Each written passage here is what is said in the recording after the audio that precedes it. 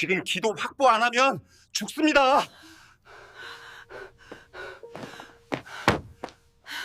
지금 기도 확보 안 하면 죽습니다. 대광그룹 이사회실, 최명선 회장이 바닥에 쓰러져 있었습니다. 얼굴은 파랗게 질려 있었고 숨이 멎어가고 있었습니다. 수행비서 김윤성의 손에는 은색 만년필이 들려 있었고 그 끝이 회장의 목을 향하고 있었습니다. 미쳤어. 또 사람 죽이려고. 비서실장 장동철의 외침이 회의실을 가득 채웠습니다. 임원들은 공포에 질린 표정으로 이 장면을 지켜보고 있었습니다. 전직 의사, 3번의 의료사고로 쫓겨난 남자가 다시 한번 사람의 목숨 앞에 섰습니다. 사연 시작 전 구독과 좋아요를 눌러주시고 어디서 듣고 계신지 댓글 남겨주시면 그곳으로 행운이 가득 깃들기를 바라겠습니다. 이 모든 일은 오후 4시 30분에 시작됐습니다. 회의 테이블 위에는 반쯤 비워진 커피잔이 놓여 있었고 그 옆으로 누군가 가져온 간식 접시에 호두 부스러기가 흩어져 있었습니다. 회장은 목을 한번 긁으며 말했습니다. 요즘 숨이 자꾸 가쁘네. 나이 탓인가. 그 말이 끝나기 무섭게 회장의 얼굴이 붉게 변하기 시작했습니다. 손이 목으로 올라갔고 눈이 점점 커졌습니다. 숨을 들이마시려는데 공기가 들어오지 않는 듯 입만 벌린 채 의자 팔걸이를 움켜잡았습니다. 그리고 그대로 의자에서 미끄러지듯 바닥으로 쓰러졌습니다. 회장님, 빨리 119 불러. 이사회실은 순식간에 아수라장이 됐습니다. 임원들은 우왕좌왕하며 회장 주변을 둘러쌌지만 정작 아무도 제대로 된 응급처치를 할 줄 몰랐습니다. 한 임원이 회장의 어깨를 흔들며 소리쳤습니다. 회장님, 정신 차리세요. 하지만 회장의 눈은 이미 초점을 잃어가고 있었습니다. 목이 뒤로 젖혀지고 거친 숨소리마저 점점 작아졌습니다. 사람들의 시선은 이상하게도 회장을 살리는 것보다 누가 이 상황의 책임을 질 것인가로 옮겨가고 있었습니다. 이거 큰일인데 누가 119 불렀어? CCTV는 돌아가고 있나? 언론에 새나가기 전에 대책부터 세워야 해. 그 순간 회의실 한쪽 구석에 서 있던 수행비서 김윤성이 조용히 그러나 단호하게 말했습니다. 지금 기도 확보 안 하면 죽습니다. 모두의 시선이 일제히 윤성에게 쏠렸습니다. 비서실장 장동철이 날카롭게 물었습니다. 당신 지금 뭐라고 했어? 비서 주제에 감히 의료행위를? 윤성은 대답하지 않았습니다. 그는 이미 회장의 상태를 스캔하고 있었습니다.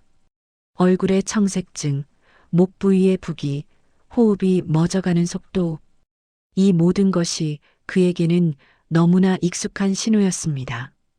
보안요원 한 명이 황급히 복도로 뛰어나갔습니다. AED 어디 있어요? 하지만 돌아온 대답은 허무했습니다. 비상함이 어딘지 모르겠어요. 2층에 있긴 한 거 맞아요? 윤성은 회의실 문을 열고 복도를 한번 둘러봤습니다. 응급카트는 보이지 않았습니다. 엘리베이터를 타고 다른 층으로 가기엔 시간이 없었습니다. 지금 이 순간 여기서 할 수 있는 것만 생각해야 했습니다. 윤성은 재킷 안주머니에서 만년필을 꺼냈습니다. 회장이 생일 선물로 준 은색 만년필이었습니다. 그는 만년필 뚜껑을 열고 펜촉 부분을 조심스럽게 분해하기 시작했습니다. 야, 너 지금 뭐 하는 거야?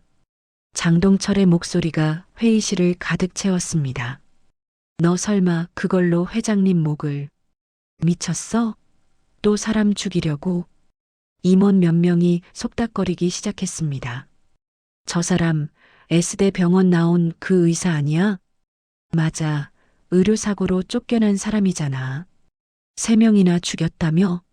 그런 사람을 왜 여기 비서로 뒀대? 윤성의 손이 잠시 멈칫했습니다.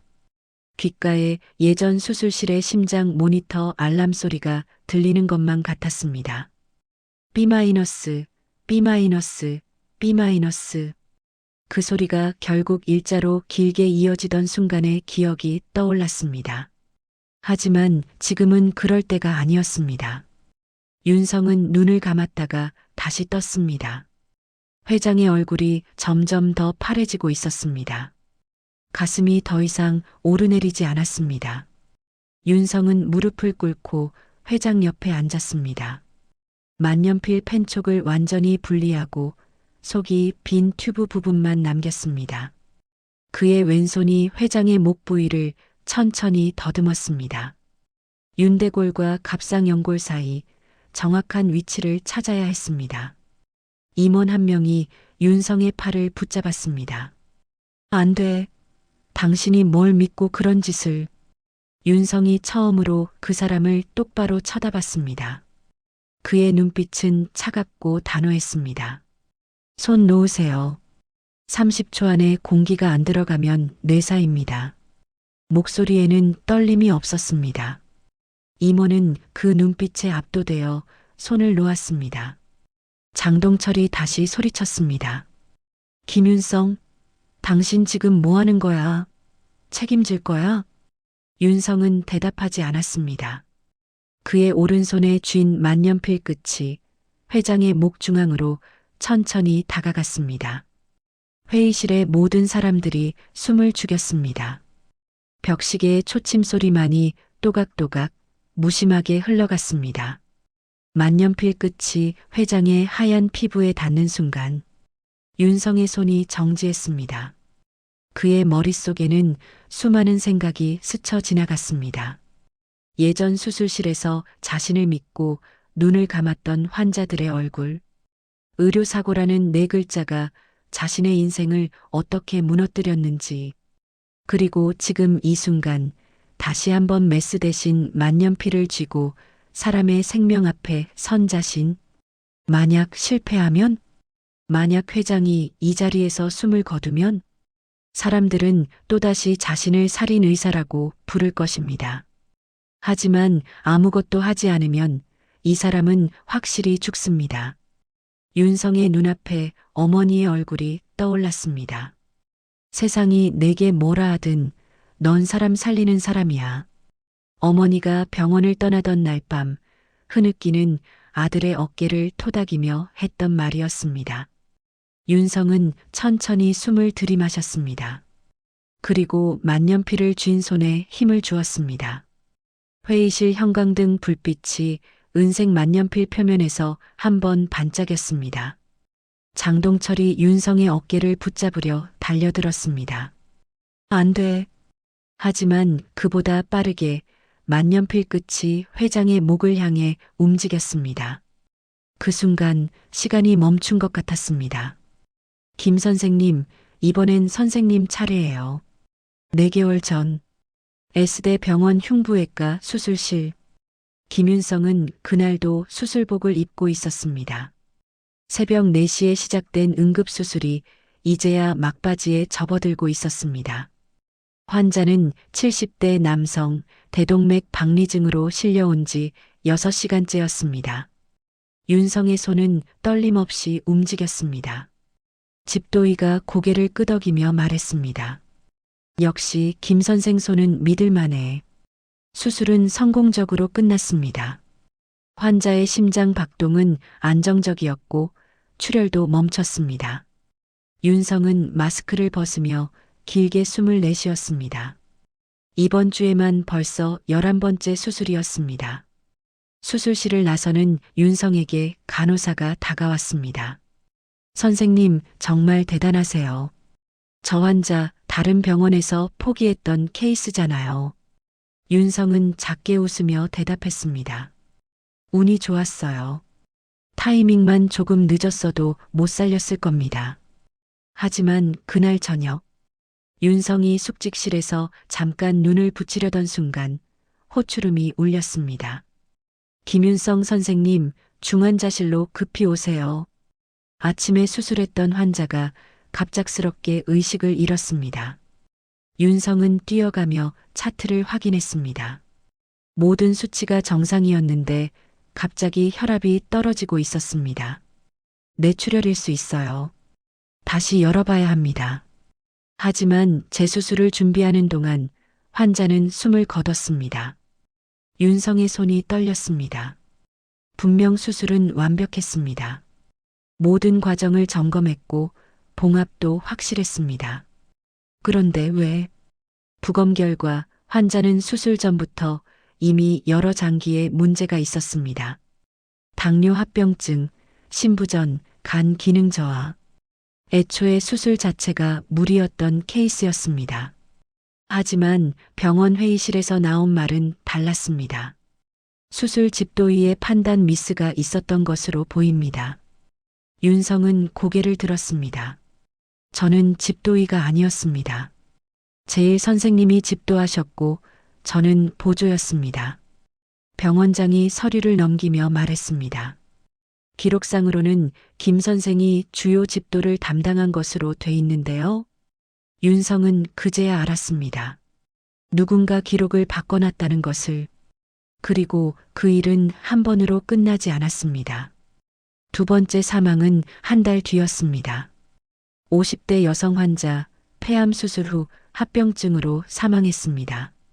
수술 전 검사에서 이미 전이가 의심됐지만 병원은 수술을 강행했습니다. 보험수가 때문이었습니다. 세 번째 사망은 그로부터 20일 후였습니다. 40대 남성, 심장판막 수술 중 갑작스러운 쇼크로 사망했습니다. 수술 장비 점검이 제때 이루어지지 않았고 응급약품도 부족했습니다. 하지만 모든 책임은 집도의로 기록된 김윤성에게 돌아왔습니다.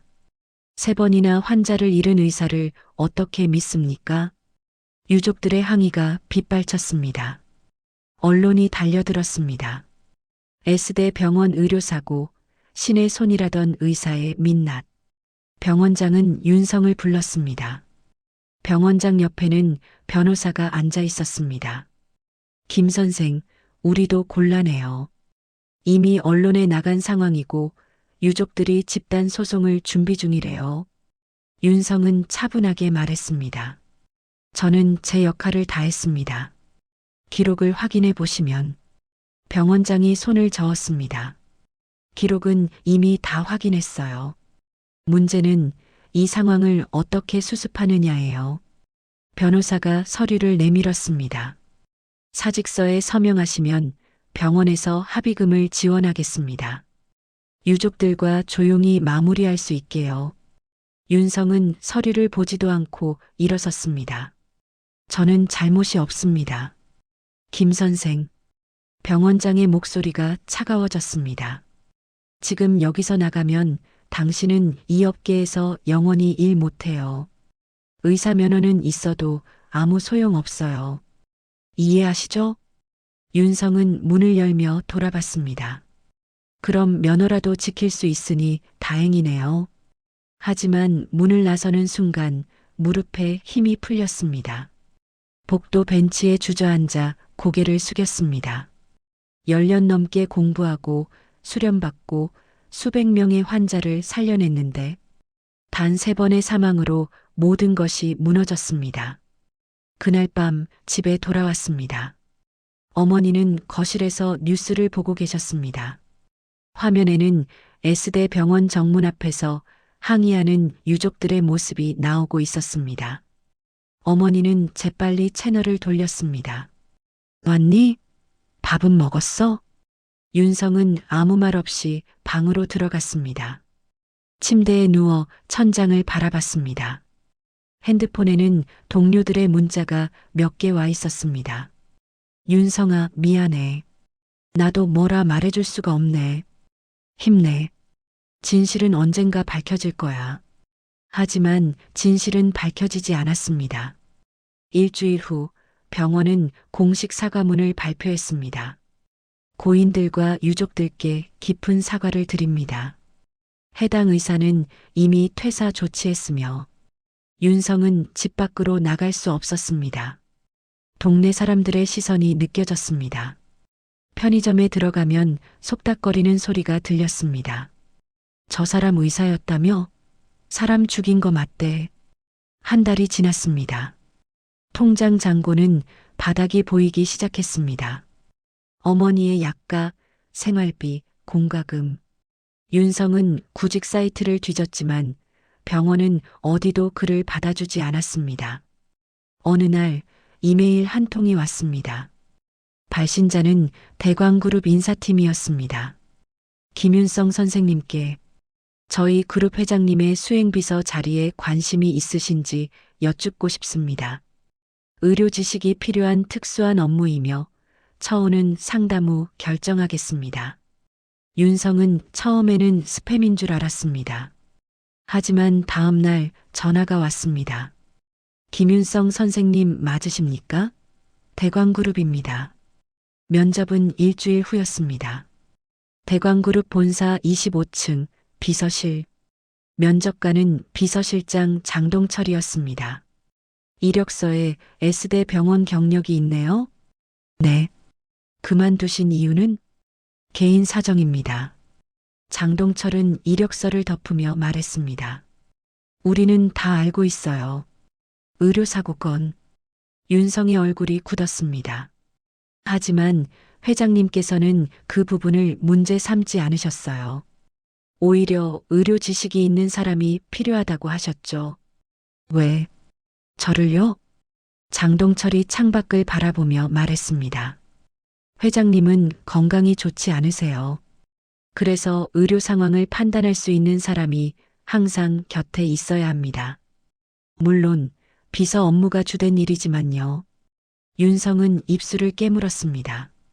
다시 의료 현장으로 돌아가는 것도 아니고 그렇다고 완전히 떠나는 것도 아닌 애매한 자리였습니다. 병원 경력은 여기까지만 적으시죠. 굳이 밖으로 알릴 필요 없으니까요. 그 말이 윤성의 가슴을 찔렀습니다. 숨기라는 얘기구나. 하지만 선택의 여지가 없었습니다. 집에 돌아와 어머니의 약 봉투를 받습니다. 심장약, 혈압약, 항응고제. 한 달에 들어가는 비용만 200만 원이 넘었습니다. 어머니, 제가 새 직장 구했어요. 그래? 어디? 대광그룹이요. 비서실에서 일하게 됐어요. 의사는 안 하는 거니? 윤성은 대답하지 못했습니다. 어머니는 아들의 손을 잡았습니다. 세상이 내게 뭐라 하든 넌 사람 살리는 사람이야. 그거 하나만 기억해. 일주일 후 윤성은 새 정장을 입고 대광그룹 본사에 출근했습니다. 비서실에서 건네받은 명찰에는 이렇게 적혀 있었습니다. 대광그룹 회장실 수행비서 김윤성. 윤성은 명찰을 가슴에 달며 생각했습니다. 다시는 수술실에 들어갈 수 없을지도 모른다. 하지만 어머니를 지켜야 한다. 지금은 이것만으로도 충분하다. 그렇게 스스로를 다독이며 윤성은 새로운 삶을 시작했습니다. 회장님, 오늘 일정 확인 부탁드립니다. 윤성이 대광그룹 회장실에 수행비서로 출근한 지 석 달째 되던 날, 최명선 회장의 하루는 새벽 6시부터 시작됐습니다. 윤성은 회장보다 1시간 먼저 출근해 그날의 일정을 점검했습니다. 오전 9시 이사회, 오전 11시 재단 이사진 회의, 오후 2시 병원 후원 행사, 오후 5시 주요 계열사 사장단 미팅, 빈틈없는 스케줄이었습니다. 70대의 나이에도 회장은 하루 10시간 이상을 일했습니다. 회장님, 커피 드릴까요? 회장은 고개를 끄덕였습니다. 윤성은 회장의 책상 서랍에서 개인 텀블러를 꺼냈습니다. 커피는 카페인 반, 설탕 없이, 우유만 조금. 회장의 혈압과 혈당을 고려한 조합이었습니다. 커피를 따르면서 윤성은 회장의 손을 힐끗 봤습니다. 손끝이 약간 떨리고 있었습니다. 얼굴색도 어제보다 창백해 보였습니다. 회장님, 오늘 컨디션이 괜찮아. 회장의 대답은 짧았습니다. 하지만 윤성은 알고 있었습니다. 괜찮지 않다는 것을. 이사회가 시작되기 전 윤성은 회장의 서류 가방을 챙겼습니다. 그 안에는 회의 자료 외에도 회장의 상비약이 들어 있었습니다. 혈압약, 항응고제, 니트로글리세린, 심장에 문제가 있는 사람이 늘 가지고 다녀야 하는 약들이었습니다. 윤성 씨, 장동철 비서실장이 다가왔습니다. 오늘 이사회에 너는 들어가지 마. 밖에서 대기하고 있어. 네. 하지만 회장님 컨디션은 내가 챙길 거야. 너는 비서실 업무나 해. 장동철의 목소리에는 경고가 묻어 있었습니다. 윤성은 입을 다물었습니다. 이사회가 진행되는 2시간 동안 윤성은 밖에서 서류를 정리하며 기다렸습니다. 하지만 마음 한구석이 불편했습니다. 회장의 건강 상태를 가장 잘 아는 사람은 자신인데 왜 자꾸 밀어내는 걸까? 회의가 끝나고 나온 회장의 얼굴은 더욱 안 좋아 보였습니다. 회장님, 괜찮으세요? 응, 그냥 좀 피곤하네. 회장은 사무실로 돌아와 소파에 앉았습니다. 윤성이 물을 따라드리려는 순간 회장이 가슴을 짚었습니다. 회장님, 아니야, 괜찮아. 그냥 좀 답답한 것뿐이야. 하지만 윤성의 눈에는 보였습니다. 호흡이 약간 빨라지고 이마에 식은땀이 맺히고 있었습니다. 협심증 초기 증상이었습니다. 회장님, 오늘 오후 일정 취소하시고 병원 가셔야 합니다. 안 돼. 회장의 대답은 단호했습니다. 오늘 병원 후원 행사는 1년 전부터 준비한 거야. 내가 안 가면 안 돼. 하지만 윤성 씨, 당신이 의사 출신이라는 거 알아요. 그래서 더 믿고 데리고 있는 거예요. 내가 쓰러지기 전까지는 일정대로 움직일 거니까 그때까지 잘 지켜주면 돼요. 그 말이 윤성의 가슴을 찔렀습니다. 쓰러지기 전까지. 마치 쓰러지는 게 예정된 일처럼 말하는 회장. 오후 2시 병원 후원 행사장. 서울의료재단 창립 10주년 기념식이었습니다. 대광그룹은 이 재단의 최대 후원사였고 회장은 명예이사장이었습니다. 행사장에는 많은 사람들이 모여 있었습니다. 병원장, 이사진, 의료진, 언론. 회장은 단상에 올라 축사를 시작했습니다. 저희 대광그룹은 의료 발전을 위해. 윤성은 무대 옆에서 회장을 지켜봤습니다. 회장의 목소리는 또렷했지만 얼굴에는 여전히 피로가 역력했습니다. 그때였습니다.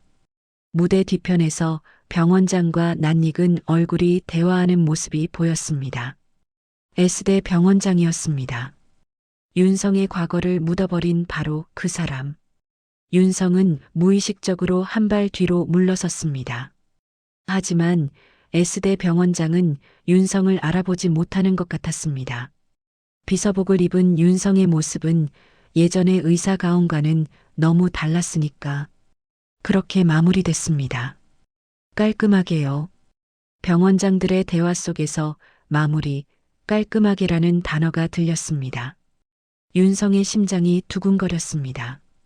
행사가 끝나고 회장은 VIP 라운지로 이동했습니다. 재단 이사진과의 간단한 다과회가 예정돼 있었습니다. 라운지 테이블에는 각종 다과가 준비돼 있었습니다. 샌드위치, 과일, 커피, 견과류. 윤성은 자연스럽게 회장의 접시를 준비했습니다. 그때 한 이사가 말했습니다. 회장님, 이거 드셔보세요. 프리미엄 호두 과자예요. 윤성의 손이 멈췄습니다. 호두. 윤성은 급히 회장의 건강검진표를 떠올렸습니다. 분명히 알레르기 항목이 있었는데 호두가 있었나? 회장님, 잠깐만요. 윤성이 말리려는 순간 회장은 이미 호두 과자를 한 입 베어 물었습니다. 맛있네. 다행히 아무 일도 일어나지 않았습니다. 윤성은 안도의 한숨을 쉬었습니다. 내가 잘못 봤나? 하지만 그날 밤 윤성은 비서실로 돌아와 회장의 건강검진 파일을 다시 확인했습니다. 컴퓨터 파일을 열어봤습니다. 알레르기 항목, 먼지, 꽃가루, 각각류. 그런데 이상했습니다. 작년 검진 파일을 열어보니 거기에는 호두가 명확히 적혀 있었습니다. 윤성은 올해 파일과 작년 파일을 나란히 놓고 비교했습니다. 분명히 호두 알레르기가 있었는데 올해 파일에서는 삭제돼 있었습니다. 누가? 왜? 윤성은 파일 수정 기록을 확인하려 했지만 접근 권한이 없었습니다. 비서실장 승인 필요라는 메시지만 떴습니다. 다음 날 아침, 윤성은 조심스럽게 장동철에게 물었습니다. 실장님, 회장님 건강검진 파일 수정 기록 볼 수 있을까요? 장동철이 날카롭게 쳐다봤습니다. 왜? 무슨 문제라도 있어? 아니요. 그냥 알레르기 항목 확인하려고요. 회장님, 알레르기는 내가 다 파악하고 있어. 내가 신경 쓸 필요 없어. 하지만 작년 파일이랑 좀 다른 것 같아서.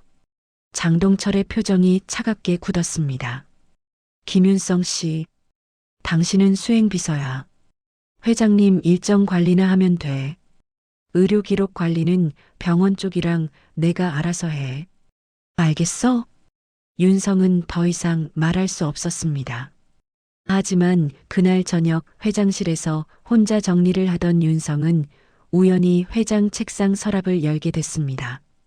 그 안에 예전 건강검진 결과지가 종이로 인쇄돼 있었습니다. 윤성은 손이 떨리는 걸 느끼며 종이를 펼쳤습니다. 거기에는 분명히 적혀 있었습니다. 호두 알레르기 마이너스 아나필락시스 위험. 누군가 의도적으로 이 정보를 삭제했습니다. 전산 파일에서만. 윤성은 종이를 다시 서랍에 넣으며 생각했습니다. 왜? 누가? 무엇을 위해? 그리고 며칠 후 그 답을 알게 될 운명의 이사회가 열렸습니다. 윤성 선생님. 윤성을 부른 사람은 예전 S대 병원에서 함께 일했던 간호사 박지은이었습니다. 회장이 응급실로 실려온 지 3시간째 윤성은 중환자실 밖에서 기다리고 있었습니다. 지은 씨, 여기서 어떻게 해? 선생님이 여기 계시다는 소문 들었어요. 잠깐 나올 수 있으세요? 지은은 주변을 살피며 윤성을 구석진 상담실로 이끌었습니다. 문을 닫자마자 그녀는 가방에서 작은 USB를 꺼냈습니다. 이거 선생님께 드려야 할 것 같아서요. 이게 뭔데? 선생님이 병원 떠나시고 나서 제가 몰래 복사해둔 파일이에요. 윤성의 손이 떨렸습니다. 지은의 목소리가 낮아졌습니다. 저도 그때 알았어요. 3번의 수술, 선배님 잘못이 아니었다는 거, 기록이 조작됐다는 거. 근데 전 너무 겁이 나서 아무 말도 못했어요. 지은 씨, 미안해요, 선생님. 진짜 미안해요. 지은의 눈에 눈물이 맺혔습니다. 그냥 가지고만 있었어요. 언젠가 드려야 한다고 생각했는데 용기가 안 났어요. 그런데 오늘 선생님이 여기 계시다는 얘기 듣고 이제라도 드려야 할 것 같아서 윤성은 USB를 받아들었습니다. 차갑고 작은 물건이었지만 그 안에 담긴 무게는 너무나 무거웠습니다. 고마워, 지은 씨. 지은은 황급히 상담실을 나갔습니다. 윤성은 USB를 쥔 채 한참을 서 있었습니다. 그때 문이 열리며 장동철이 들어왔습니다. 김윤성, 뭐해? 회장님 중환자실 옮기신다는데 짐 챙겨야지. 윤성은 재빨리 USB를 주머니에 넣었습니다. 네, 지금 갑니다. 회장은 중환자실 특실로 옮겨졌습니다. 윤성은 회장의 개인 물품을 정리하며 병실 안팎을 오갔습니다. 하지만 머릿속은 온통 USB 생각뿐이었습니다. 안에 뭐가 들어있을까? 정말 내 의료사고 진실이 담겨 있을까? 밤 10시. 회장은 안정을 찾고 잠들었습니다. 윤성은 병실 밖 보호자 대기실로 나왔습니다. 노트북을 꺼내 USB를 꽂았습니다. 폴더가 열렸습니다. 안에는 수십 개의 파일이 들어 있었습니다. 2022년 3월 12일 김호 환자 수술 전 상태 JPG, 2022년 3월 12일 수술실 모니터 캡처, 2022년 3월 12일 수술 기록 초안 DOCX, 2022년 3월 13일 수술 기록 최종본 DOCX. 윤성은 손이 떨리는 걸 느끼며 첫 번째 이미지 파일을 열었습니다. 화면에 나타난 건 첫 번째 사망 환자의 수술 전 CT 사진이었습니다. 대동맥 박리, 광범위한 출혈, 다발성 장기 손상. 윤성은 그때를 기억했습니다. 이 환자는 이미 골든타임을 놓친 상태로 실려왔습니다. 다른 병원 3곳에서 거부당한 환자였습니다. 하지만 S대 병원은 받았습니다. 왜? 다음 파일을 열었습니다. 수술 기록 초안. 환자 상태 위중. 수술 성공률 10% 이하. 집도의 의견 수술 불가 판단. 보존적 치료 권유. 병원 결정 가족 동의하 수술 진행. 그런데 최종본은 달랐습니다. 환자 상태 수술 가능 범위. 집도의 의견 수술 진행. 수술 결과 집도의 과실로 인한 사망. 윤성은 고개를 저었습니다. 이게 말이 되나? 초안과 최종본이 완전히 다른 내용이었습니다. 두 번째 환자 파일을 열었습니다. 폐암 환자 50대 여성. 수술 전 검사 결과를 보니 이미 뇌로 전이가 확인된 상태였습니다. 하지만 수술은 강행됐습니다. 파일 속에 이메일 캡처가 있었습니다. 발심 병원장, 수신 흉부외과장, 이번 분기 수술 건수 목표 미달, 수가 높은 케이스 최대한 확보 바람. 윤성은 화면을 멍하니 바라봤습니다. 수술 건수 목표? 환자가 살 수 있는지가 아니라 병원 수익이 기준이었다는 말인가? 세 번째 환자 파일, 심장판막 수술 환자, 수술실 CCTV 캡처 영상이 있었습니다. 윤성은 영상을 재생했습니다. 수술 중 갑자기 모니터 알람이 울렸습니다. 하지만 백업 장비가 제대로 작동하지 않았습니다. 간호사가 황급히 뛰어나갔지만 응급 약품이 부족했습니다. 윤성은 그때를 기억했습니다. 에피네프린이 없었다. 아드레날린도 없었다. 백업 제세동기도 고장 나 있었다. 하지만 사고 보고서에는 이렇게 적혀 있었습니다. 집도의의 판단 미스로 인한 응급 상황 대처 실패. 윤성은 노트북 화면을 보며 주먹을 쥐었습니다. 분노가 치밀어 올랐습니다. 폴더 맨 아래에 한 개의 영상 파일이 더 있었습니다. 2022년 6월 5일 병원장실 CCTV. MP4. 윤성은 영상을 재생했습니다. 병원장실. 병원장과 마주 앉은 사람이 보였습니다. 최명선 회장이었습니다. 윤성은 숨이 멎는 것 같았습니다. 영상 속 대화가 들렸습니다.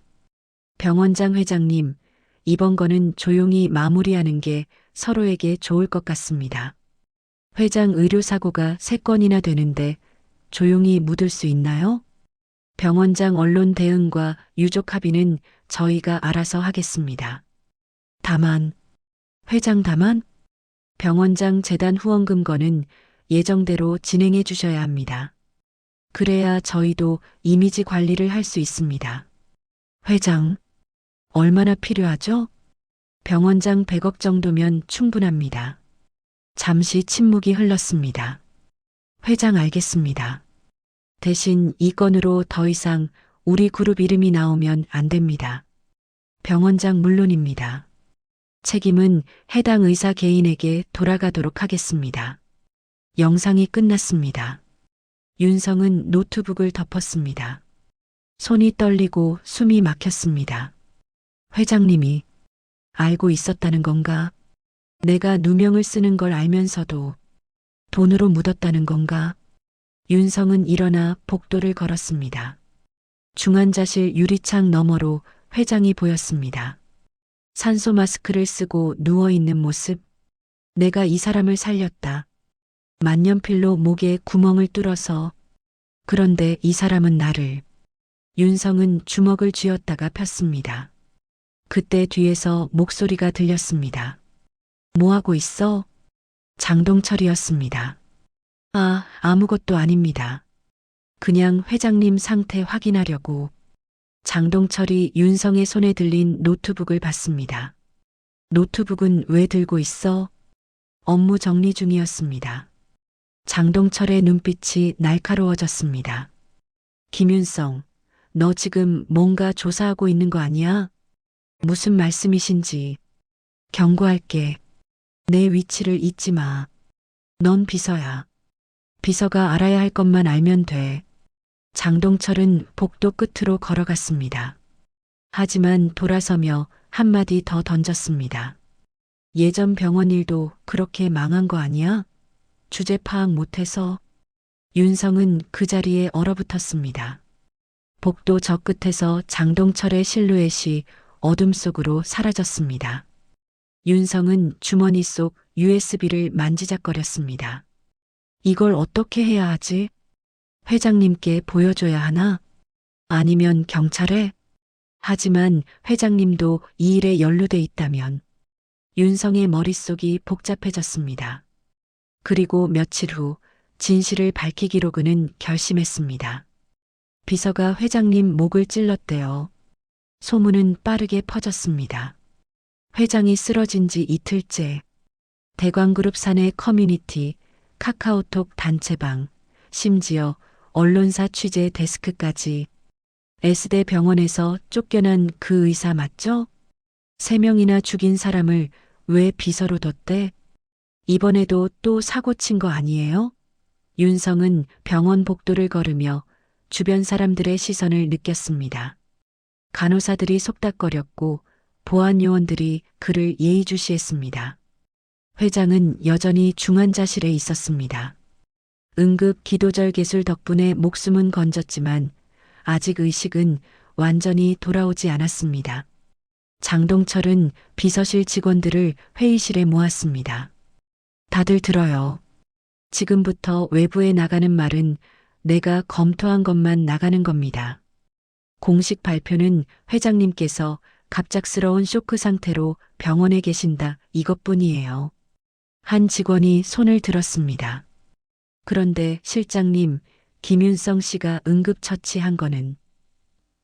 그것도 언급금지. 자칫하면 무면허 의료행위로 걸릴 수 있어요. 윤성은 회의실 구석에서 그 말을 듣고 있었습니다. 회의가 끝나고 장동철이 윤성을 불렀습니다. 김윤성, 너 당분간 출근하지 마. 네, 휴가야, 휴가. 회장님이 깨어나실 때까지 집에서 쉬어. 하지만 제가 회장님 곁에 있어야. 내가 있으면 더 시끄러워진다고. 장동철의 목소리가 높아졌습니다. 지금 언론에서 난리야. 의료사고 의사 출신이 또 사고 쳤다고. 내가 계속 병원에 있으면 기자들이 몰려들 거라고. 저는 회장님을 살렸습니다. 그래, 알아. 근데 그게 중요한 게 아니야. 장동철이 한숨을 쉬었습니다. 김윤성, 너도 알잖아. 세상은 진실보다 소문으로 돌아간다는 거. 지금 내가 할 수 있는 최선은 조용히 있는 거야. 윤성은 입술을 깨물었습니다. 병원을 나서는데 몇몇 기자들이 로비에서 대기하고 있었습니다. 윤성은 모자를 눌러 쓰고 뒷문으로 빠져나갔습니다. 집으로 가는 택시 안.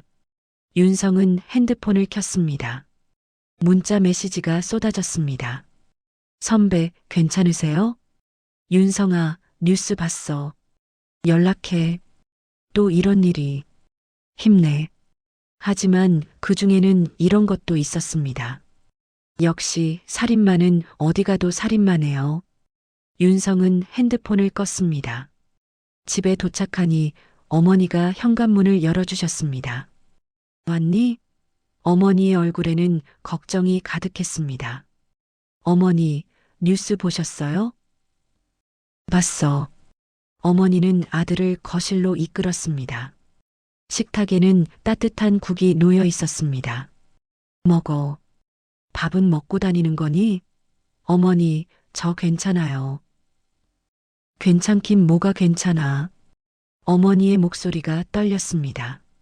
내가 너 낳아서 36해를 키웠는데 내가 괜찮은지 안 괜찮은지 엄마가 모를 것 같아? 윤성은 고개를 숙였습니다.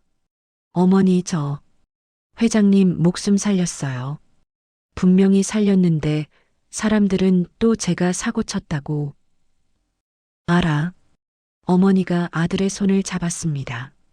넌 내가 옳다고 믿는 것만 지켜. 세상이 뭐라 하든 엄마는 내가 사람 살리는 사람이라는 거 알아. 윤성의 눈가가 뜨거워졌습니다. 그날 밤 윤성은 USB를 다시 꺼냈습니다. 파일들을 하나하나 다시 확인했습니다. 3번의 의료사고, 병원과 재단의 거래, 회장과 병원장의 대화, 그리고 한 가지 더. 윤성은 폴더 깊숙한 곳에서 또 다른 파일을 발견했습니다. 최명선 회장 건강검진 기록 수정 전후 비교. XLSX 파일을 열었습니다. 엑셀 시트에는 2개의 열이 있었습니다. 수정 전 호두 알레르기 마이너스 아나필락시스 위험, 에피네프린 상비 필요. 수정 후 삭제됨 수정 일시 2024년 10월 15일. 수정자 장동철. 윤성은 화면을 멍하니 바라봤습니다. 장동철이? 왜 회장님 알레르기 기록을 지웠지? 다음 날 아침 윤성은 병원으로 향했습니다. 장동철의 말을 무시하고 중환자실 앞에는 보안 요원이 서 있었습니다. 죄송합니다. 지금은 면회 불가입니다. 저 회장님 비서인데요. 비서실장님께서 당분간 김윤성 씨는 출입 금지라고 하셨습니다. 윤성은 한참을 서 있다가 돌아섰습니다. 복도를 걷는데 낯익은 목소리가 들렸습니다. 병원장실 앞이었습니다. 문이 조금 열려 있었습니다. 그럼 이번에도 조용히 마무리하시겠다는 거죠? 장동철의 목소리였습니다. 당연하죠. 회장님께서 깨어나시면 다 정리될 겁니다. 병원장의 대답이었습니다. 문제는 김윤성이에요. 제가 뭔가 알고 있는 것 같습니다. 알고 있으면 어때요? 증거라도 있나요? 확실하진 않지만 혹시 모르니까 조심해야죠. 윤성은 숨을 죽이고 문 옆에 섰습니다. 김윤성은 제가 관리하겠습니다. 어차피 예전 병원 일로 약점도 있고요. 그럼 다행이네요. 회장님만 깨어나시면 다 해결될 텐데. 만약 회장님께서 진실을 알고 싶어 하신다면요? 잠시 침묵이 흘렀습니다. 그럼 그때 가서 또 생각해야죠. 우리도 먹고 살아야 하잖아요. 윤성은 주먹을 쥐었습니다. 그때 누군가 뒤에서 윤성의 어깨를 잡았습니다. 여기서 뭐해? 돌아보니 비서실 막내 직원이었습니다. 형, 지금 위험해요. 빨리 나가세요. 막내가 윤성을 복도 끝으로 이끌었습니다. 형, 지금 비서실에서 형 자르려고 회의 중이에요. 뭐? 실장님이 회장님께 보고할 서류 준비하고 있어요. 김윤성 비서 업무 부적격 사유라고. 윤성은 멍해졌습니다. 형, 어떻게 하실 거예요? 윤성은 주머니 속 USB를 만졌습니다. 회장님께 직접 말씀드려야 할 것 같아. 어떻게요? 지금 면회도 막혀 있잖아요. 방법을 찾아야지. 그날 저녁, 윤성은 병원 뒤편 직원 출입구에서 지은을 만났습니다. 선배님, 제가 도와드릴게요. 뭘? 제가 중환자실 근무잖아요. 야간 근무 때 잠깐 들어갈 수 있게 해드릴게요. 하지만 내가 곤란해질 텐데. 괜찮아요. 선배님이 억울하게 당하는 거 더 이상 못 봐요. 밤 11시. 지은의 도움으로 윤성은 중환자실에 들어갔습니다. 회장은 여전히 잠들어 있었습니다. 산소 마스크 속에서 희미한 숨소리만 들렸습니다. 윤성은 회장의 침대 옆에 앉았습니다. 회장님, 저예요. 김윤성입니다. 회장의 눈꺼풀이 미세하게 떨렸습니다. 회장님, 제가 진실을 알아야 할 것 같습니다. 제 과거에 대한 진실, 그리고 회장님 건강에 대한 진실. 윤성은 USB를 꺼내 회장의 손 옆에 놓았습니다. 이 안에 모든 게 들어 있습니다.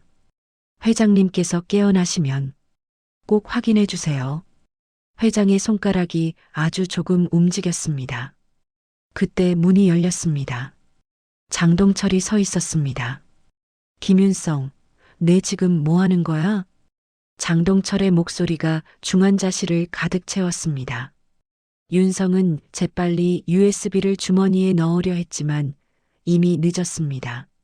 장동철이 빠르게 다가와 윤성의 손목을 붙잡았습니다. 그거 내놓아. 이건 제 개인 물건입니다.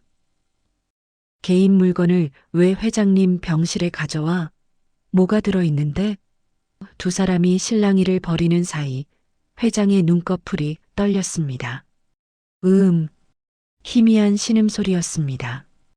윤성과 장동철이 동시에 회장을 바라봤습니다. 회장의 눈이 천천히 떠졌습니다. 초점 없는 눈동자가 천장을 응시했습니다. 회장님, 윤성이 급히 회장에게 다가갔습니다. 장동철도 반대편에서 회장의 손을 잡았습니다. 회장님, 저예요. 장동철입니다. 정신 차리세요. 회장의 눈이 천천히 윤성에게로 향했습니다. 입술이 움직였지만 산소 마스크 때문에 말은 들리지 않았습니다. 간호사들이 달려왔습니다. 의사가 뒤따라 들어왔습니다. 보호자분들은 잠시 밖으로 나가주세요. 윤성과 장동철은 복도로 밀려났습니다. 문이 닫히는 순간 장동철이 다시 윤성을 붙잡았습니다.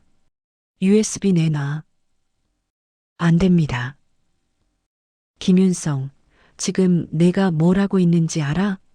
회장님 사생활 침해야. 최악의 경우 고소당할 수도 있어. 고소요? 제가 뭘 잘못했는데요? 장동철의 얼굴이 붉어졌습니다. 너 지금 회장님한테 뭔가 보여주려고 했지? 예전 병원 일? 내 억울한 사연? 그것뿐만 아닙니다. 윤성이 장동철을 똑바로 쳐다봤습니다. 실장님도 USB 안에 들어있어요. 장동철의 표정이 굳었습니다. 무슨 소리야? 회장님 건강검진 기록 수정한 거요. 실장님이 하셨죠? 장동철의 눈빛이 흔들렸습니다. 너, 어떻게, 왜 그러셨어요? 왜 회장님 알레르기 기록을 지우셨어요? 장동철은 한참 윤성을 노려보다가 한숨을 쉬었습니다. 따라와. 두 사람은 복도 끝 비상계단으로 향했습니다. 사람이 없는 곳이었습니다. 장동철이 난간에 기대며 말했습니다. 너 회장님이 얼마나 고집 센 분인지 알아? 알레르기 있다고 하면 그 음식 절대 안 드셔. 그런데 호두가 문제였어. 회장님이 호두 과자를 너무 좋아하시거든. 윤성은 말없이 들었습니다. 의사들이 뭐라고 했는지 알아? 호두 알레르기는 심하지 않으니 조금씩은 드셔도 된다고. 근데 회장님은 기록에 적혀 있다는 이유만으로 10년 넘게 안 드신 거야. 그래도 함부로 기록을 지우면 안 되죠. 함부로?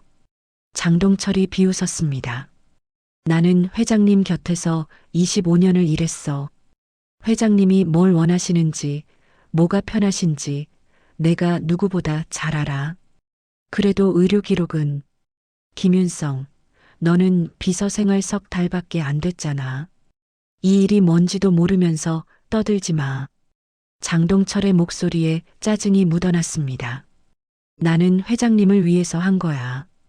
회장님이 좋아하시는 거 드실 수 있게. 그게 뭐가 잘못이야? 하지만 그 때문에 회장님이 거의 돌아가실 뻔했잖아요. 윤성의 목소리가 높아졌습니다. 이사회 때 누가 호두 부스러기 섞인 커피를 준비했어요? 알레르기 기록이 없으니까 아무도 신경 안 쓴 거잖아요. 장동철이 입을 다물었습니다. 실장님이 기록만 제대로 남겨뒀어도 회장님은 그 커피를 안 드셨을 거예요. 한참의 침묵이 흘렀습니다. 장동철이 난간을 세게 쳤습니다. 젠장. 그는 고개를 떨구며 말했습니다. 나도 몰랐어. 그날 회의실에 호두 간식이 준비될 줄은. 누가 준비했어요? 모르겠어. 비서실에서 항상 준비하는 케이터링 업체인데 그날따라 메뉴가 바뀐 거야. 윤성은 뭔가 이상함을 느꼈습니다. 그날따라요? 응. 보통은 샌드위치랑 과일만 나오는데 그날은 견과류 간식이 추가됐어. 누가 주문했어요? 비서실 막내가. 아니, 잠깐. 장동철이 핸드폰을 꺼내 뭔가를 확인했습니다. 이상하네.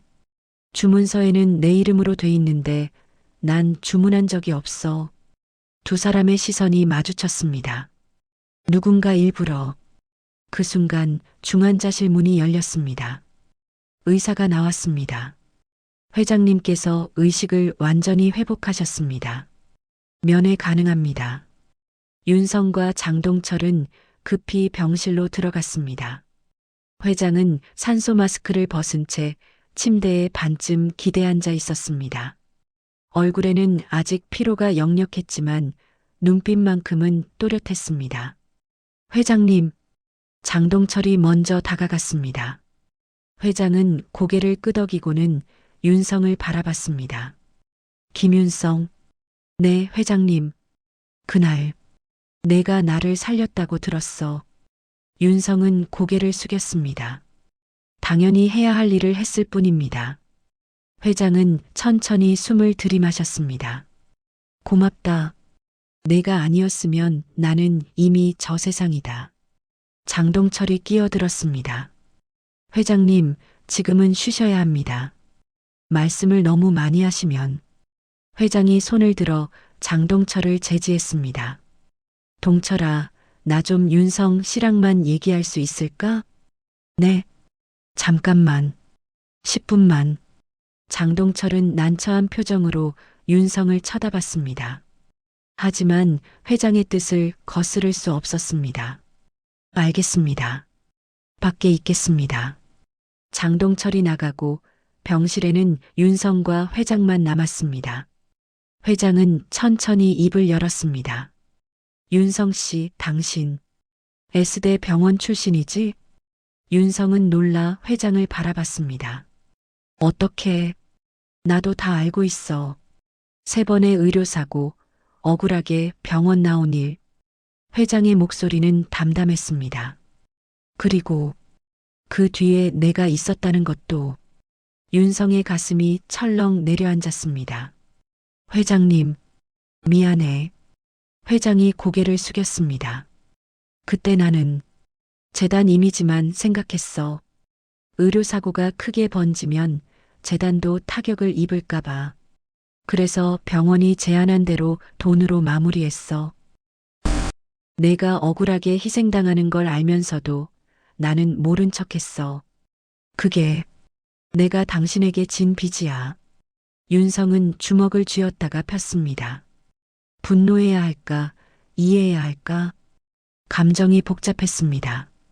회장님, 그럼 왜 저를 비서로 뽑으신 겁니까? 회장이 윤성을 바라봤습니다. 속죄하고 싶었어. 그리고 당신 같은 사람이 내 곁에 있어야 한다고 생각했어. 돈과 권력보다 사람을 먼저 보는 사람. 회장은 잠시 숨을 고르고 말을 이었습니다. 윤성 씨, 내가 직접 이사회를 소집할게. 그 자리에서 모든 걸 밝히자. 당신의 억울함도 병원과 재단의 문제도. 하지만 회장님, 그러시면 회장님도 나도 책임져야지. 내가 한 일인데. 회장의 눈빛이 단호했습니다. 그때 문이 열리며 장동철이 들어왔습니다. 회장님, 병원장님이 오셨습니다. 뒤이어 병원장이 들어왔습니다. S대 병원장도 함께였습니다. 회장님, 깨어나셔서 다행입니다. 병원장들의 표정은 밝았지만 눈빛은 조심스러웠습니다. 회장이 그들을 쳐다봤습니다. 다들 모였네. 좋아. 내가 할 말이 있어. 여러분, 제가 할 말이 있습니다. 대광그룹 본사 23층 대회의실. 회장이 퇴원한 지 일주일 후 비공개 긴급회의가 소집됐습니다. 참석자는 이사회 임원진, 병원장, 재단 이사진, 그리고 법무팀이었습니다. 회의실 입구에는 관계자 외 출입금지라는 팻말이 붙어 있었습니다. 보안요원 2명이 문 앞을 지키고 있었습니다. 윤성은 회의실 구석 보조의자에 앉아 있었습니다. 공식적인 안건은 회장 응급 상황권에 대한 책임 규명이었습니다. 하지만 모두가 알고 있었습니다. 이 자리는 윤성을 징계하기 위한 자리라는 것을. 장동철이 회의를 시작했습니다. 오늘 회의 안건은 지난 이사회 중 발생한 회장님 응급 상황에 대한 것입니다. 먼저 당시 상황을 정리하겠습니다. 스크린에 타임라인이 떴습니다. 오후 4시 32분 회장 호흡곤란 증상 시작. 오후 4시 34분 119신고. 오후 4시 35분 김윤성 비서 응급 기도절 개술 시행. 오후 4시 43분 구급차 도착. 한 임원이 손을 들었습니다. 그런데 김윤성 비서는 의사 면허가 있습니까? 있습니다만 현재 의료행위를 할 수 있는 위치는 아닙니다. 법무팀장이 끼어들었습니다. 의료법상 비의료인의 의료행위는 불법입니다. 응급 상황이라 해도 법적 책임에서 자유로울 수 없습니다. 윤성은 주먹을 쥐었습니다. 그때 회장이 입을 열었습니다. 잠깐만요. 모두의 시선이 회장에게 쏠렸습니다. 그날 그 방에 있던 사람 중에 제대로 응급처치할 수 있는 사람이 몇 명이나 됐습니까? 아무도 대답하지 않았습니다. AED는 어디 있었죠? 응급카트는요? 제가 쓰러진 지 5분이 지나도록 아무도 제대로 된 조치를 못했습니다. 회장의 목소리가 단호해졌습니다. 만약 김윤성 씨가 없었다면 저는 지금 여기 없습니다. 병원장이 조심스럽게 말했습니다. 회장님 말씀은 이해합니다만 법적인 문제와는 별개입니다. 법적인 문제요? 회장이 병원장을 쳐다봤습니다. 그럼 병원장님, 제 건강검진 기록은 왜 조작됐습니까? 회의실이 술렁였습니다. 조작이라니요, 무슨. 제 호두 알레르기 기록이 전산에서 삭제됐습니다. 누가 왜 그랬을까요? 병원장의 얼굴이 굳었습니다. 장동철이 일어섰습니다. 회장님, 그건 제가 한 일입니다. 알아요. 동철 씨. 회장이 장동철을 바라봤습니다. 하지만 당신이 한 게 아니죠. 누군가 당신 계정을 이용해서 했을 겁니다. 장동철이 당황한 표정을 지었습니다. 윤성이 자리에서 일어났습니다. 회장님, 말씀드려도 될까요? 회장이 고개를 끄덕였습니다. 윤성은 준비해온 자료를 스크린에 띄웠습니다. 이건 그날 이사회 케이터링 주문 내역입니다. 화면에 주문서가 나타났습니다. 평소에는 샌드위치와 과일만 주문됐는데 그날은 호두 간식이 추가로 주문됐습니다. 주문자 명의는 장동철 실장님이지만 윤성이 다음 화면을 넘겼습니다. 실제 주문 IP 주소를 추적한 결과 실장님 컴퓨터가 아닌 다른 곳에서 접속한 기록이 있습니다. 한 이사가 물었습니다. 어디서 접속했는데요? 재단 사무실입니다. 재단 이사진이 웅성거렸습니다. 잠깐, 그게 무슨 소리야? 우리 중 누군가가 회장님을. 윤성은 다음 자료를 넘겼습니다. 그리고 이건 제가 과거 근무했던 S대 병원의 의료사고 기록입니다. 화면에 3건의 수술 기록이 나타났습니다.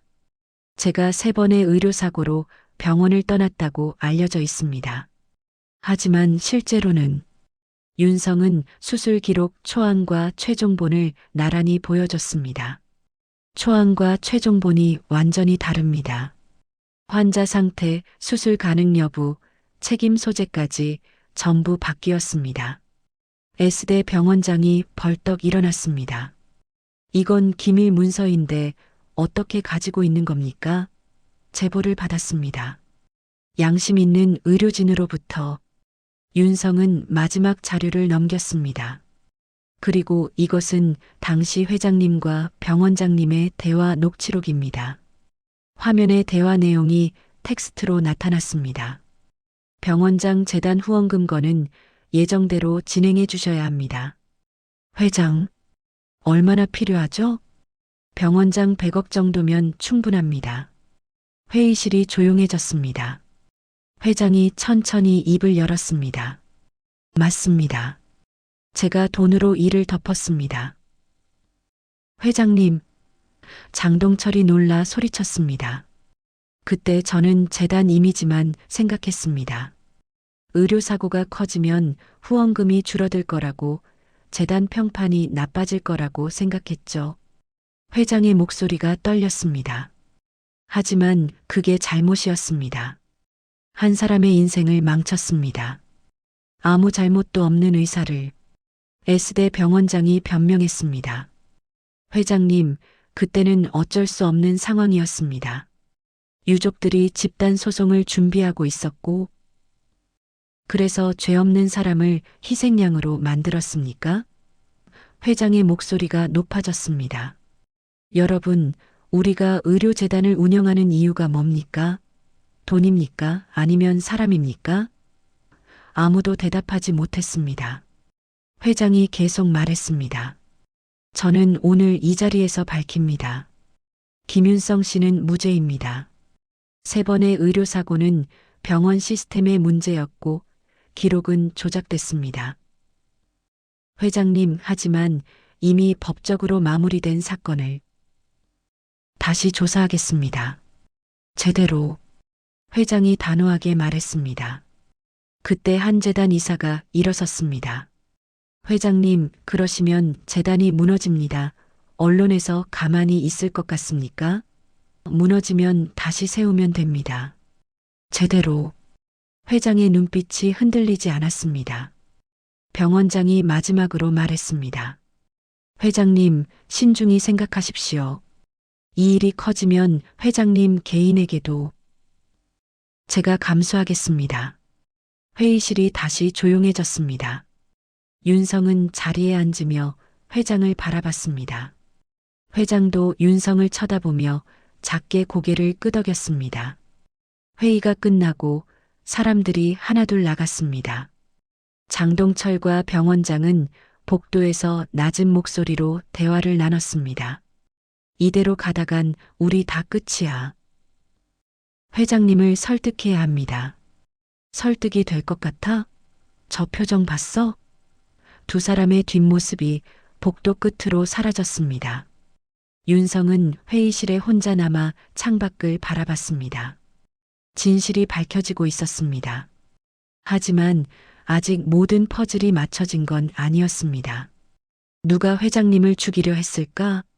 왜? 윤성의 머릿속에 그 질문이 맴돌았습니다. 회장님, 이것 좀 보세요. 회의가 끝난 다음 날 저녁, 윤성은 회장 집무실을 찾았습니다.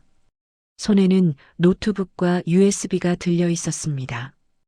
회장은 창밖을 바라보다가 윤성을 돌아봤습니다. 무슨 일이야? 어제 회의 이후에 제가 좀 더 조사를 해봤습니다. 윤성은 노트북을 회장 책상에 놓고 파일을 열었습니다. 이건 그날 이사회실 CCTV 영상입니다. 화면에 회의실 전경이 나타났습니다. 회의 시작 30분 전, 텅 빈 회의실에 한 사람이 들어왔습니다. 저 사람. 회장이 화면을 자세히 들여다봤습니다. 재단 총무이사 박성훈입니다. 영상 속에서 박성훈은 회의 테이블을 따라 걸으며 뭔가를 확인했습니다. 그리고 회장이 앉을 자리 앞에 놓인 텀블러를 집어들었습니다. 뭘 하는 거지? 박성훈은 주머니에서 작은 봉지를 꺼냈습니다. 봉지 안에는 부스러진 가루 같은 것이 들어 있었습니다. 그는 텀블러 뚜껑을 열고 그 가루를 안에 털어 넣었습니다. 회장의 얼굴이 창백해졌습니다. 저게 호두가루? 네. 제가 케이터링 업체에 확인해 봤습니다. 그날 준비된 간식 중에 호두과자는 있었지만 커피에는 들어가지 않았다고 했습니다. 그럼 박성훈이 일부러. 윤성은 다음 파일을 열었습니다. 더 있습니다. 이건 박성훈 이사의 최근 석 개월간 금융거래 내역입니다. 화면에 은행거래 명세서가 나타났습니다. 3개월 전 5억 원이 입금됐습니다. 출처 불명의 계좌에서 5억? 그리고 그 계좌를 추적해보니 윤성이 화면을 넘겼습니다. 회장님 차남분 명의의 차명 계좌입니다. 회장은 의자에 깊이 앉으며 한숨을 쉬었습니다. 민준이가 회장의 차남 최민준, 대광그룹 계열사 중 하나인 대광건설 부사장이었습니다. 경영권 승계 서열에서는 늘 2순위밖에 머물렀던 인물이었습니다. 더 조사해봤습니다. 박성훈 이사는 10년 전 회장님 차남분 밑에서 일했습니다. 대광건설 기획팀장이었죠. 윤성은 또 다른 파일을 열었습니다. 알아. 그때 재단으로 옮겼지. 옮긴 게 아니라 횡령 혐의로 쫓겨날 뻔했는데 회장님께서 재단으로 자리를 옮겨주신 겁니다. 회장이 윤성을 쳐다봤습니다. 어떻게 그걸 알아? 인사 기록을 확인했습니다. 당시 횡령 금액은 3억 원. 차남분께서 개인적으로 메꾸셔서 조용히 넘어갔다고 되어 있습니다. 회장은 책상에 팔꿈치를 괴고 이마를 짚었습니다. 그러니까 민준이가 박성훈의 약점을 잡고 있었고 이번에 그걸 이용한 거로군. 그렇게 추정됩니다. 윤성은 마지막 파일을 열었습니다. 그리고 이건 재단 이사회 회의록입니다. 6개월 전 회의에서 화면의 회의록 일부가 확대됐습니다. 회장님께서 재단 이사장직을 장남분께 물려주시겠다고 발표하셨습니다.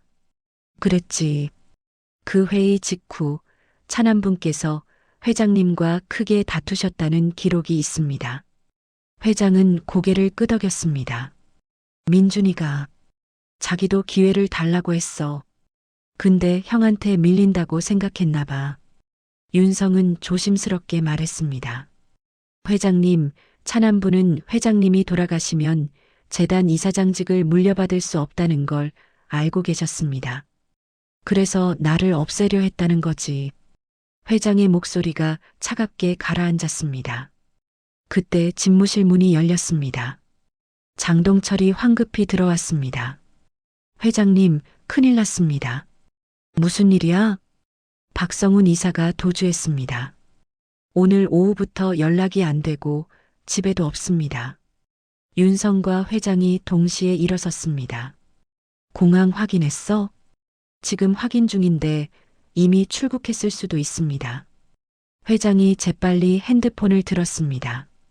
여보세요, 경찰청장님? 최명선입니다. 급한 일이 있어서 전화드렸습니다. 회장은 상황을 간략히 설명했습니다. 박성훈이라는 사람, 출국 금지 조치 부탁드립니다. 네, 살인 미수 혐의입니다. 전화를 끊고 회장은 다시 앉았습니다. 윤성 씨, 이 모든 증거를 경찰에 넘겨야겠어. 네, 회장님. 그리고 회장은 잠시 망설이다가 말했습니다. 민준이도 조사받아야 해. 장동철이 놀라 물었습니다. 회장님, 차남분도요? 증거가 있는데 어쩌겠어. 아들이라고 봐줄 순 없어. 회장의 목소리는 떨렸지만 눈빛은 단호했습니다. 다음 날 아침, 박성우는 인천공항에서 체포됐습니다. 동남아행 비행기를 타려던 참이었습니다. 그리고 오후 최민준도 경찰에 자진 출두했습니다. 윤성은 경찰서 복도에서 최민준을 마주쳤습니다. 정장 차림의 최민준은 윤성을 보더니 쓴웃음을 지었습니다. 당신이 김윤성 비서군요. 네. 어머니를 살려줘서 고맙습니다. 최민준의 말에는 아이러니가 담겨 있었습니다.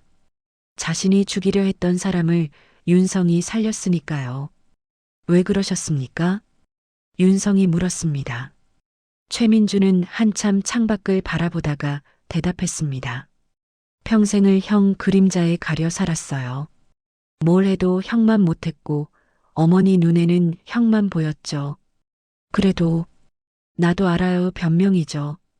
최민준은 고개를 숙였습니다. 그냥 한 번이라도 인정받고 싶었어요. 내가 형보다 나을 수 있다는 걸 보여주고 싶었어요. 그래서 어머니를 죽이려 하셨습니까?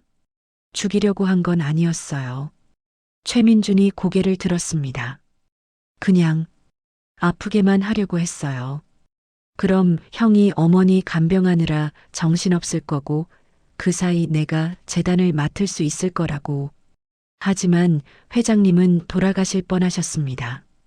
최민준은 아무 말도 하지 못했습니다. 경찰관이 다가왔습니다. 최민준 씨, 조사실로 들어가시죠. 최민준은 윤성을 마지막으로 한번 쳐다보고는 경찰을 따라갔습니다. 윤성은 복도 벤치에 앉아 한숨을 쉬었습니다. 모든 진실이 밝혀졌습니다. 3번의 의료사고, 회장의 알레르기, 그날의 호두 커피, 모든 퍼즐이 맞춰졌습니다. 그날 저녁, 윤성은 회장을 만났습니다. 회장은 창밖을 보며 서 있었습니다. 회장님, 윤성 씨, 회장이 돌아봤습니다. 눈가가 붉었습니다. 고마워요. 진실을 밝혀줘서 당연한 일을 했을 뿐입니다. 당연한 일을 나는 못했는데.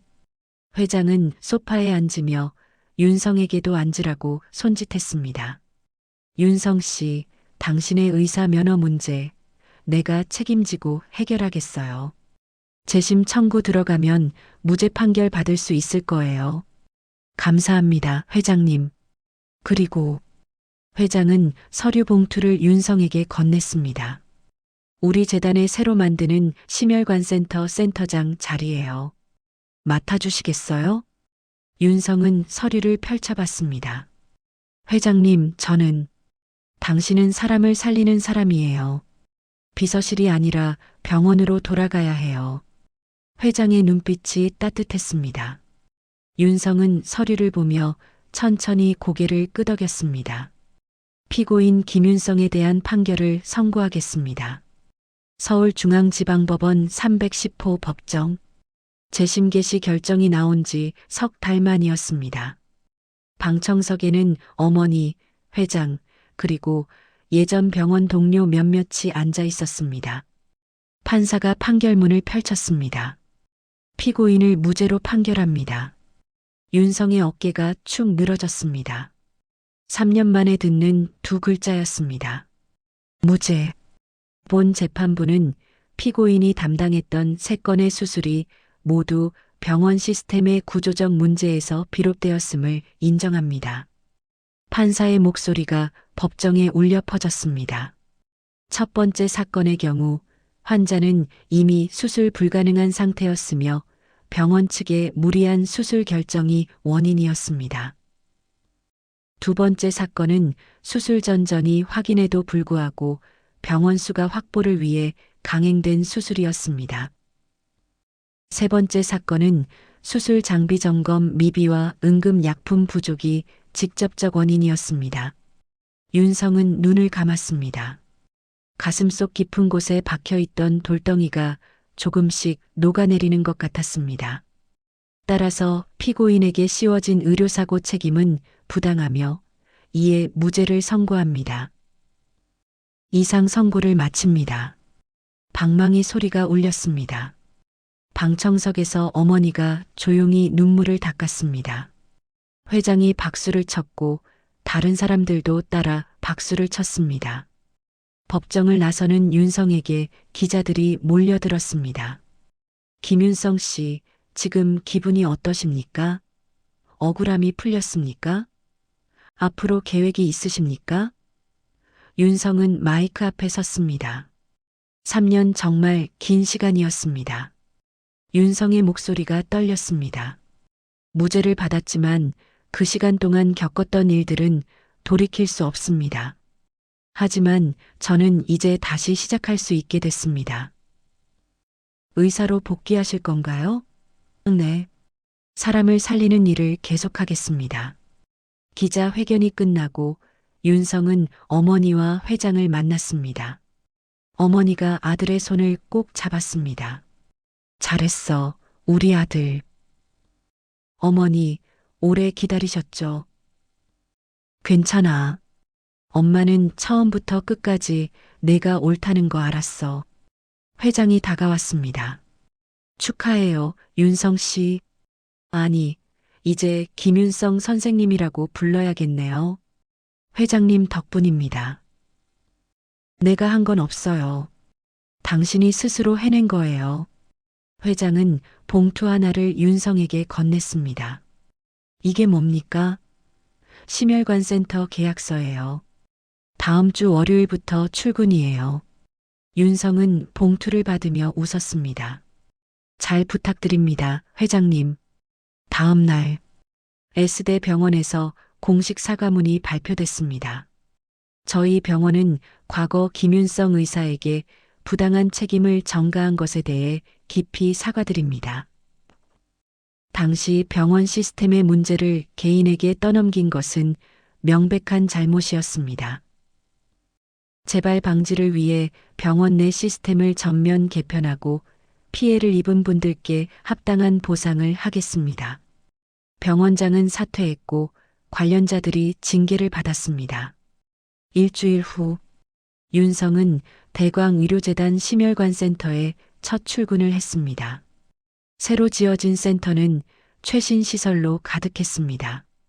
수술실, 중환자실, 외래진료실, 모든 것이 깨끗하고 체계적으로 정리돼 있었습니다. 센터장님 환영합니다. 간호팀장이 윤성을 맞이했습니다. 잘 부탁드립니다. 저희야말로 영광입니다. 센터장님 이야기 많이 들었어요. 윤성은 센터를 둘러봤습니다. 수술실 문 앞에 섰을 때 예전 기억이 떠올랐습니다. 가운을 입고 수술실로 들어가던 날들, 환자를 살리기 위해 밤을 새우던 날들, 이제 다시 시작이다. 윤성은 문을 열고 수술실로 들어갔습니다. 새 가운이 옷걸이에 걸려 있었습니다. 대광의료재단 심혈관센터 센터장 김윤성 윤성은 가운을 입었습니다. 거울에 비친 자신을 봤습니다. 3년 만에 다시 입는 의사 가운이었습니다. 그날 오후 첫 환자가 왔습니다. 50대 남성, 심장판막 협착증 환자였습니다. 선생님, 수술 잘 될까요? 환자의 목소리에 불안이 묻어 있었습니다. 윤성은 환자의 손을 잡았습니다. 최선을 다하겠습니다. 믿으셔도 됩니다. 환자가 고개를 끄덕였습니다. 수술 준비가 시작됐습니다. 간호사들이 장비를 점검했고 마취가 의사가 들어왔습니다. 윤성은 손을 씻으며 깊게 숨을 들이마셨습니다. 3년 만의 수술이었습니다. 수술실 문이 열렸습니다. 환자가 침대에 누워 들어왔습니다. 선생님, 환자가 윤성을 불렀습니다. 네. 꼭 살려주세요. 저 아직 해야 할 일이 많아요. 윤성은 환자의 어깨를 가볍게 두드렸습니다. 걱정하지 마세요. 제가 여기 있습니다. 마취가 시작됐습니다. 환자의 눈이 천천히 감겼습니다. 윤성은 메스를 들었습니다. 예전처럼 단단하고 정확했습니다. 수술 시작하겠습니다. 모니터에서 환자의 심장 박동 소리가 규칙적으로 울렸습니다. B-, B-, B-.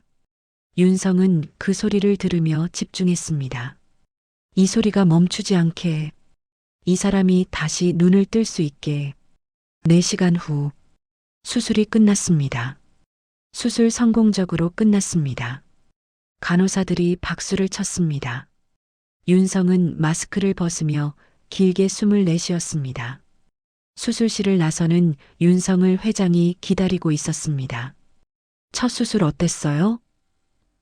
좋았습니다. 윤성이 웃었습니다. 정말 좋았습니다. 회장도 따라 웃었습니다. 윤성은 창밖을 바라봤습니다. 해가 지고 있었습니다. 하지만 어둠이 아니라 내일을 위한 준비처럼 보였습니다. 3번 사람을 죽였다던 사람이 알고 보니 3명의 생명을 끝까지 붙잡았던 의사였습니다. 그리고 이제 더 많은 사람을 살릴 수 있는 자리에 섰습니다. 인생은 노을과 같습니다. 어두워지기 전 가장 아름답게 빛나는 순간이 있죠. 당신의 인생에도 그런 순간이 오기를 바랍니다. 구독과 좋아요, 따뜻한 댓글로 함께 해주세요. 당신의 오늘을 늘 응원합니다.